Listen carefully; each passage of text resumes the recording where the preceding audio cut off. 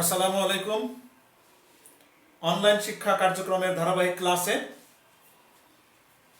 ইসলামের ইতিহাসের প্রথম বর্ষ এবং দ্বিতীয় বর্ষ সুপ্রিয় শিক্ষার্থী, তোমাদেরকে স্বাগতম। আশা করি তোমরা ভালো আছো।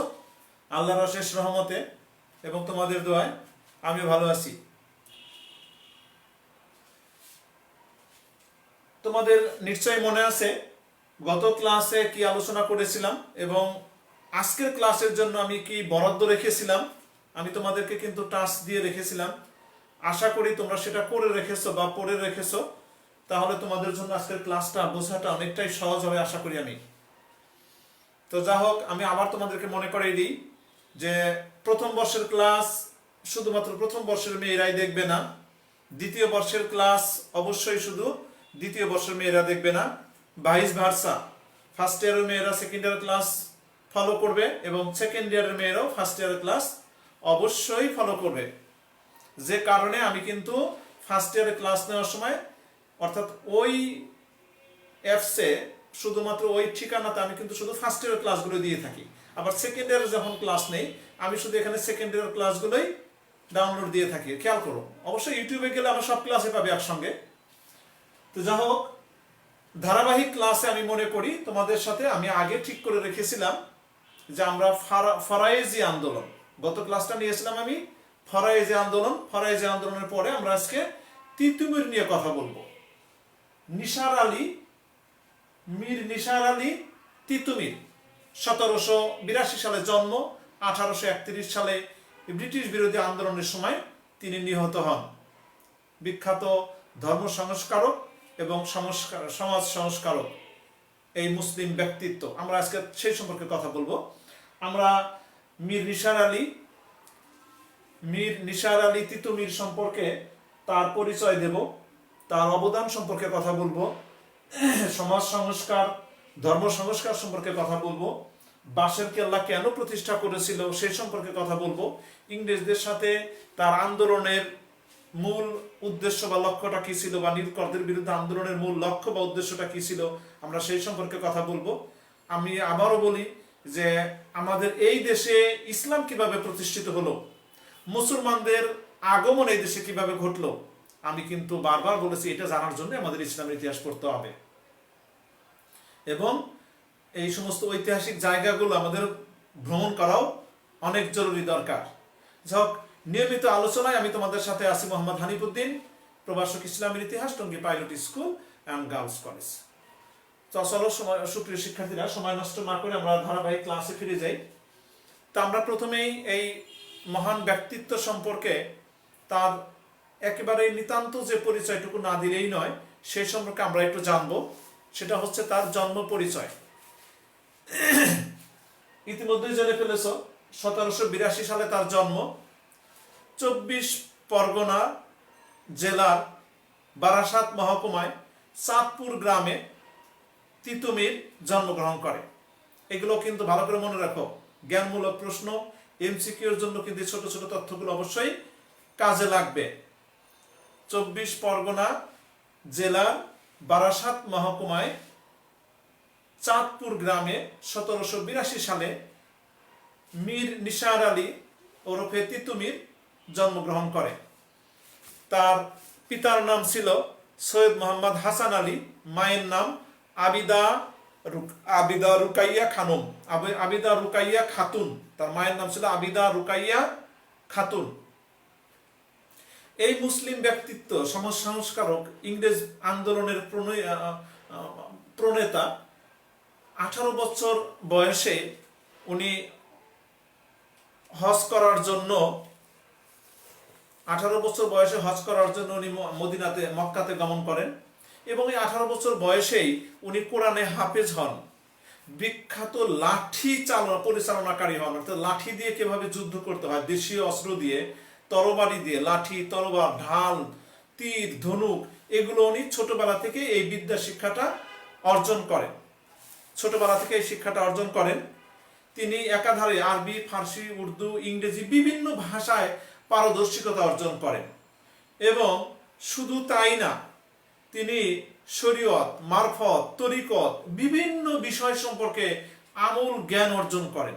তোমরা আশা করি বুঝতে পারতেছো যে এই ছোট বয়স্ক বালকই বলা যেত, 18 বছর বয়স্ক তাকে কত বড় মানুষই বা বলা যেতে পারে। তৎকালীন সময় শিক্ষার এত অভাব ছিল, সেই শিক্ষার যে পর্যাপ্ত সুযোগ ছিল না, তার মধ্যেও তিনি কতগুলো ভাষার আয়ত্ত করেন, কোরআনে হাফিজ হন, হাদিস বেত্তা সম্পর্কে হাদিস হন। শুধু তাই না, শরীয়ত, মারফত, হকিকত, তরিকত এই সম্পর্কে উনি ব্যাপক পড়াশোনা করেন। তাই এক কথায় আমি বলবো উনি যথেষ্ট বুদ্ধিমান, জ্ঞানী এবং মুসলিম ব্যক্তিত্ববোধ সম্পন্ন একজন মানুষ ছিলেন। তাহলে এটা হলো তো মোটামুটি পরিচয়ের মধ্যে গেল, তাই না? এবার আমরা তার একটু অবদান নিয়ে কথা বলবো, যে আমরা ইতিহাসে তার সম্পর্কে কেন জানবো, তাই না? এটা তো জানার একটা কমন প্রশ্ন, যে তিনি কি এমন বিশেষ ব্যক্তিত্ব বা কি এমন বিশেষ কাজ করে যান যার প্রেক্ষিতে আমাদেরকে তার সম্পর্কে জানতে হবে, তাই না? এটা একটা কমন প্রশ্ন। তাহলে আমি একটু আগে বলেছি মুসলিম ব্যক্তিত্ব, আর একটু আগে আমি আরেকটা কথা বলেছি যে আমরা যে সময় ইতিহাস পড়াচ্ছি 1700 সালের কথা, তাই না? 1800 সালের কথা, মানে আজ থেকে প্রায় 200 বছর 250 বছর আগের কথা। তো ওই সময় তো এই দেশে মুসলমানদের সংখ্যা খুবই হাতে গোনা, নগণ্য সংখ্যক মুসলমান ছিল। তাহলে মুসলমানদের সংখ্যা এই দেশে কিভাবে বাড়লো, বা অন্যান্য দেশ থেকে মুসলমানরা এভাবে এই দেশে কেন আসলো, কিভাবে বসতি স্থাপন করলো, অথবা এই দেশীয় হিন্দু জমিদার নীলকর তথা ব্রিটিশদের বিরুদ্ধে যুদ্ধ করে তারা মুসলমানদেরকে তথা ইসলাম ধর্মকে টিকিয়ে রাখতে সাহায্য করেছিল। অবশ্যই আমাদের মুসলমান হিসাবে এই জিনিসগুলো জানা উচিত, তাই না? তো সেটাই কিন্তু একটা উৎস এটা। তাহলে এই মুসলমানদেরকে যারা আছে তাদেরকে ইমান আকিদা ঠিক রেখে এখানে বসবাস করা, মুসলমানদের যে যাবতীয় কাজকর্ম, আমি গত ক্লাসে যেমন পড়াইছি যে ফরজ থেকে ফরায়েজি আন্দোলন, তাহলে ফরজ কাজগুলো পালন করতে হবে, অন্যকে বোঝাতে হবে, এতে করে মুসলমান অনুসারীদের সংখ্যা বাড়বে, তাই না? বিদেশ থেকে যে সমস্ত মুসলমানরা তুর্কি, ইয়েমেন, আরব, এই সমস্ত মিশর, এই সমস্ত দেশ থেকে যে সমস্ত মুসলমানরা দেশে ব্যবসা বাণিজ্য করার জন্য আসতো, তারা এই দেশের কিভাবে থেকে গেল তাদের সম্পর্কে আমরা জানবো। ব্রিটিশরা এসে কিভাবে মুসলমানদেরকে দমিয়ে রাখার চেষ্টা করেছিল, ব্রিটিশদের সাথে আন্দোলন করে কিভাবে তাদেরকে দেশ থেকে তাড়ানো হলো, আমরা সেই সম্পর্কে জানবো। তাহলে এই ঘটনাগুলোর অগ্রনায়ক কিন্তু ছিল এই যে হাজী শরীয়তুল্লাহ, দুদু মিয়া, তিতুমির, তারপর ওলিয়া উলিয়ারও তো আছেই।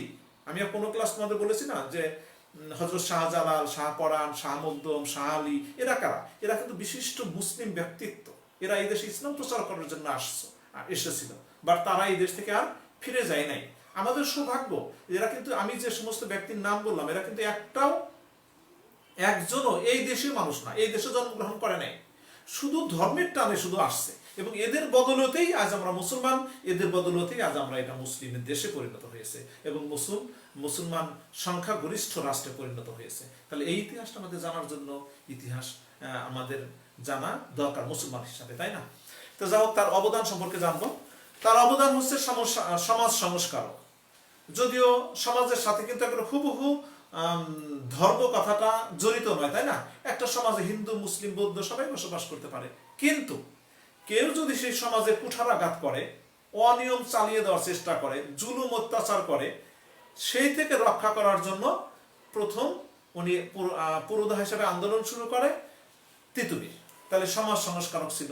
ধর্মীয় সংস্কারক তো ছিলই সর্বোপরি, কিন্তু আগেই বলেছি 18 বছর বয়স থেকে উনি ধর্ম সম্পর্কে ব্যাপক জ্ঞান অর্জন করে, উদ্দেশ্য মুসলমানদেরকে জাগ্রত করা, তাদের বিবেকবোধ জাগ্রত করা। তাহলে সমাজ সংস্কারক, ধর্ম সংস্কারক, এবং অত্যাচারী জমিদার এবং নীলকরদের করাল গ্রাস থেকে এই দেশের মুসলমান তথা সর্বস্তরের জনগণকে রক্ষা করা, এটাও কিন্তু তার অবদানের মধ্যে পড়ে, তাই না? তাহলে আমরা তারপরে ব্রিটিশ শাসন এবং শোষণের বিরুদ্ধে আন্দোলন করা, তাহলে এগুলো কার অবদান? এই তিতুমিরের অবদান।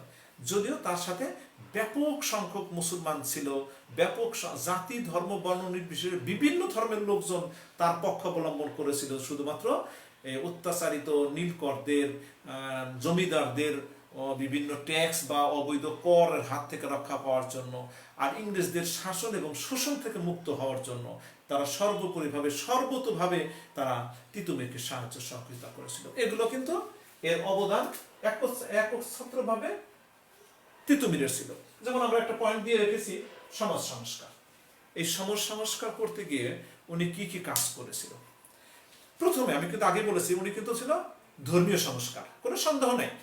কারণ মুসলমান হিসাবে 18 বছর বয়স বলি, 29 বছর বয়স বলি, কি কখনো কখনো বইয়ের কোনো বইয়ের বয়সের তারতম্য দেয়া আছে। উনি হজ ব্রত পালন করে এসেই এই দেশে ধর্মীয় সংস্কার কাজে নামে, অর্থাৎ মুসলমানকে দাওয়াত দেওয়া শুরু করে যে এটা ফরজ, এটা সুন্নত, এটা মুসলমান হিসেবে মানতে হবে এবং আমরা আমাদেরকে জানতে হবে, মানতে হবে, অন্যদেরকে জানাতে হবে। এতে করে মুসলমানরা তাদের অধিকার সম্পর্কে সচেতন হওয়া শুরু করলো। একটা অন্যায় ঘটতে দেখলে তারা যে প্রতিবাদ করতে পারবে, এই সাহস, এই যৌক্তিকতা মুসলমানদের মধ্যে আগে ছিল না, যেটা তিতুমির শিক্ষা দেওয়া শুরু করে।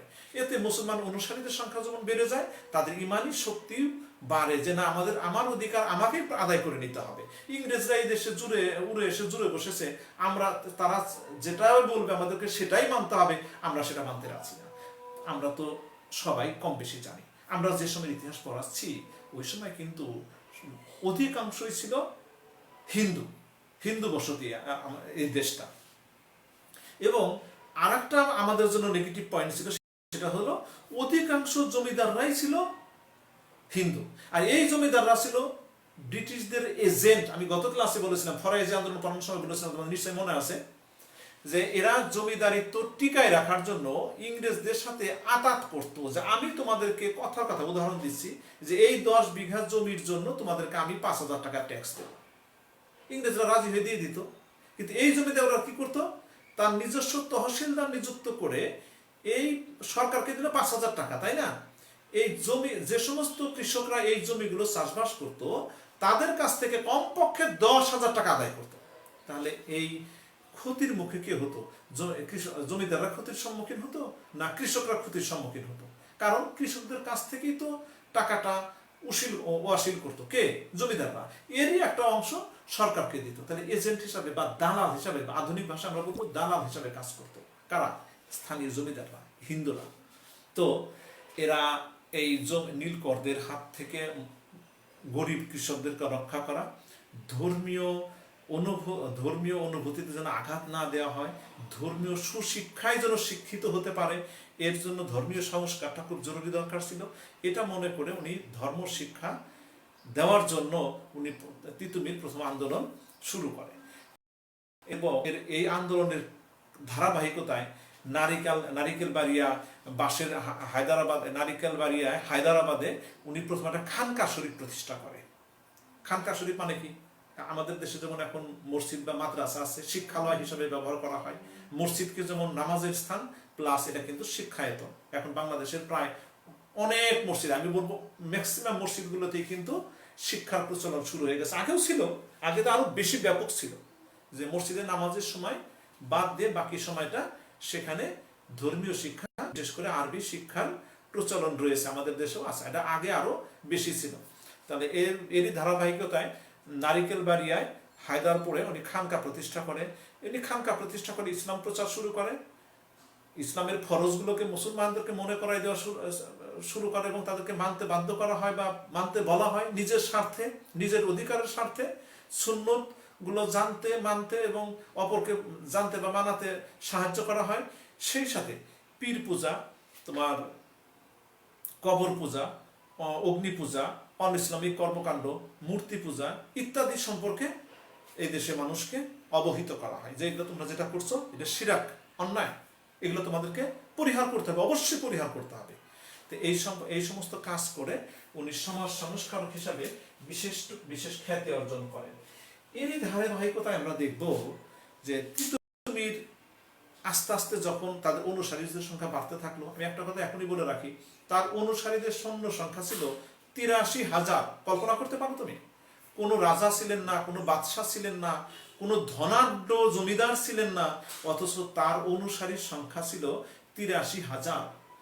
এবং সেনাপতি ছিল গোলাম মাসুম। কার? তিতুমিরের সেনাপতি গোলাম মাসুম সহ 83,000 অনুসারী তার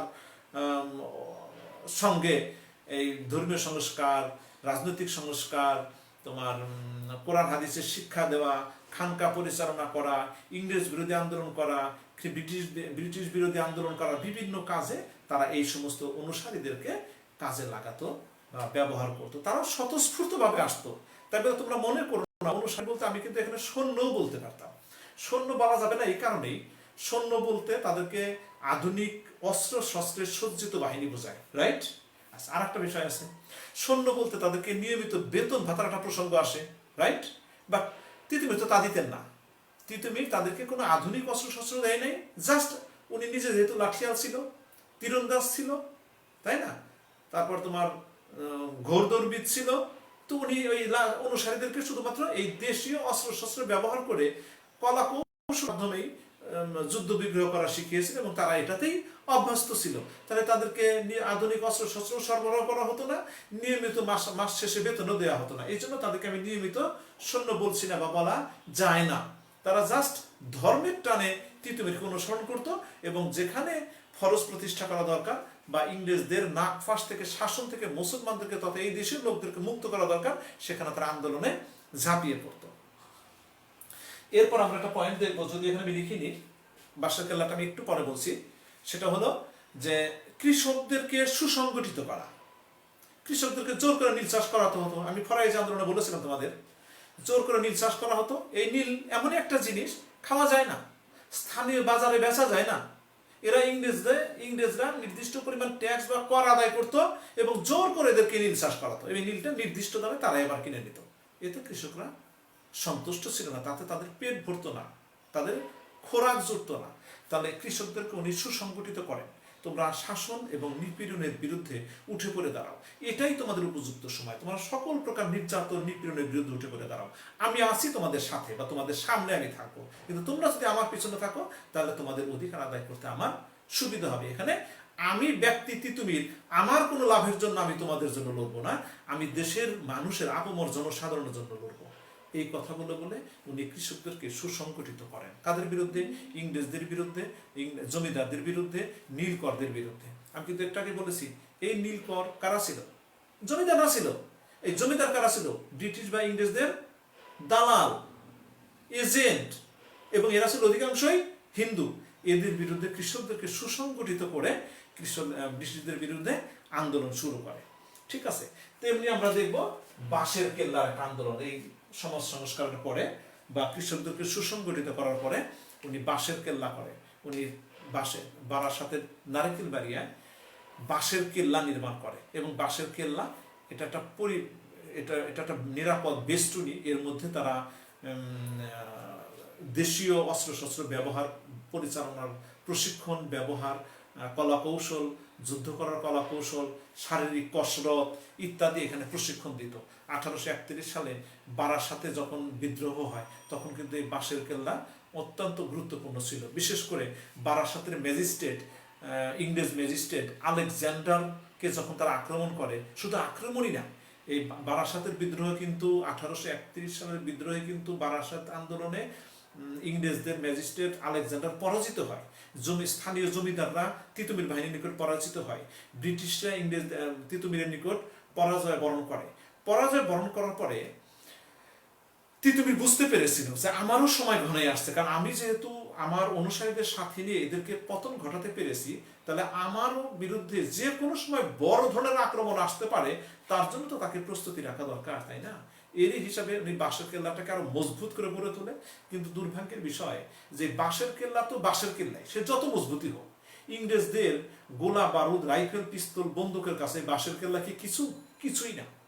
তাহলে জন স্টুয়ার্টের নেতৃত্বে, পরবর্তীতে দেখবো আমরা 1831 সালে জন স্টুয়ার্টের নেতৃত্বে ইংরেজরা বারাসাত আন্দোলনের পরাজয়ের গ্লানি সহ্য করতে না পেরে প্রতিশোধ নেওয়ার জন্য জন স্টুয়ার্টের নেতৃত্বে তারা তিতুমিরের বাঁশের কেল্লা আক্রমণ করে এবং সেখানে গিয়ে আমরা দেখব যে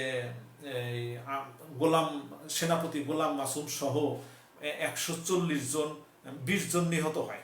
সরি, কোন বইতে আছে 50 জন নিহত। তোমরা দুটো কথাই মনে রাখো, তো অধিকাংশ বইয়ে 50 জন বলে দেওয়া আছে। তিতুমির, গোলাম মাসুম সহ এই বাঁশের কেল্লায় ইংরেজদের আক্রমণের প্রতিহত করতে না পেরে 50 জন, আমি আবার বলছি, সেনাপতি গোলাম মাসুম এবং তিতুমির সহকারে 50 জন মুসলমান নিহত হয়। কোন বইয়ে দেয়া আছে 140 জন, কোন বইয়ে দেয়া আছে 250 জন তিতুমিরের অনুসারীরা বন্দী হয়, তাদেরকে বিভিন্ন মেয়াদে শাস্তি দেওয়া হয়। আসলে এইভাবেই তিতুমিরের আন্দোলনের অনেকটাই পরিসমাপ্তি ঘটে। ইংরেজরা কিন্তু এই তিতুমির বাঁশের কেল্লা বিদ্রোহ তথা ইংরেজ বিরুদ্ধ আন্দোলন তথা তিতুমিরের আন্দোলনটাকেই স্বাধীনতা সংগ্রামের সাথে তুলনা করেছে। এরপর সেটা কারণ আছে। মুসলমানদের এই আন্দোলনের গতি প্রকৃতি সম্পর্কে আলোচনা করতে গিয়ে ইংরেজরা এই মন্তব্যটা করেছিল যে এই আন্দোলনটা সাধারণ আন্দোলন ছিল না, এই আন্দোলনটা শুধু তিতুমির ব্যক্তি স্বার্থে করে নাই, এই আন্দোলনটা শুধু মুসলমানদের স্বার্থে করে নাই, এই আন্দোলনটা করা হয়েছে এই দেশীয় সর্বসময় সর্বসাধারণ জনগণের আপমর জনসাধারণকে রক্ষা করার জন্য, কৃষক কুলকে রক্ষা করার জন্য, মুসলমানদেরকে রক্ষা করার জন্য। উনি যদি শুধু মুসলমানদের পক্ষে অবলম্বন করতেন, মুসলমানদের স্বার্থ নিয়ে কথা বলতেন, মুসলমানদেরকে নিয়ে যুদ্ধ করতেন, মুসলমানদেরকে বাঁচানোর চেষ্টা করতেন, তাহলে কিন্তু বলা যেত উনি একজন ধর্ম প্রচারক ছিল, শুধু ধর্মকে রক্ষা করার জন্য উনি যুদ্ধ করেন। উনি কিন্তু তা করেন নাই। উনি এই দেশীয় খেটে খাওয়া নিপীড়িত নির্যাতিত কৃষকদেরকে রক্ষা করার জন্য আন্দোলন করেছেন, সাধারণ মানুষকে রক্ষা করার জন্য আন্দোলন করেছেন, যে কারণে ইংরেজরা এটাকে স্বাধীনতা যুদ্ধের সাথে তুলনা করেছেন। শুধু তাই নয়, এর 1831 1857 কয় বছর বয়স হলো, কত বছর পরে দেখো, 24 বছর 25 বছর এরপরেই কিন্তু স্বাধীনতা সংগ্রাম হয়। 1857 সালের সিপাহী বিদ্রোহ। এবং অনেক বড় বড় ঐতিহাসিক, ইংরেজরা সহ অনেক ঐতিহাসিকরা বলেইছেন যে তিতুমিরের ওই আন্দোলনটাই, তিতুমিরের বাঁশের কেল্লা বা তিতুমিরের জমিদার বিরোধী আন্দোলনটাই, নীলকরদের বিরোধী আন্দোলনটাই পরবর্তীতে স্বাধীনতা সংগ্রামে তথা সিপাহী বিদ্রোহে রূপ নিয়েছিল, যে কারণে ইংরেজরা এই দেশ ছাড়তে কিন্তু একসময় বাধ্য হয়। যা হোক সুপ্রিয় শিক্ষার্থীরা, আমি যতটুকু আলোচনা করলাম ব্রিটিশ বিরোধী আন্দোলন সহ তিতুমিরের সংক্ষিপ্ত জীবনী তথা তার অবদান সমূহ আলোচনা করলাম। আশা করি তোমরা ভালো করে বই থেকে পড়ে ফেলবে এবং আমার ইউটিউব থেকে কাজটাও আশা করি করে ফেলবে। ঠিক আছে? তো এই জগৎকার শিক্ষার্থীরা তোমরা ভালো থাকো, সুস্থ থাকো এবং সুন্দর থাকো। দোয়া করো শীঘ্রই যেন আমরা আমাদের প্রাণ প্রতিষ্ঠানে আগের মতো ফিরে আসতে পারি। হ্যাঁ, আসসালামু আলাইকুম।